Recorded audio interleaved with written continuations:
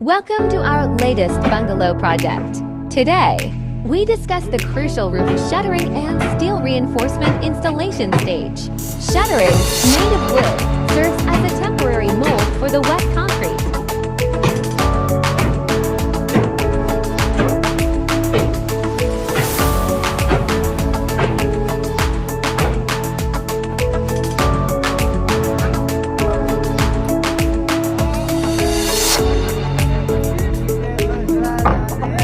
It must be perfectly level and structurally sound for safety and longevity.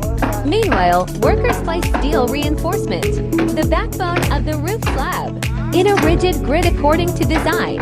Intersection points are secured with binding wire to maintain structural integrity.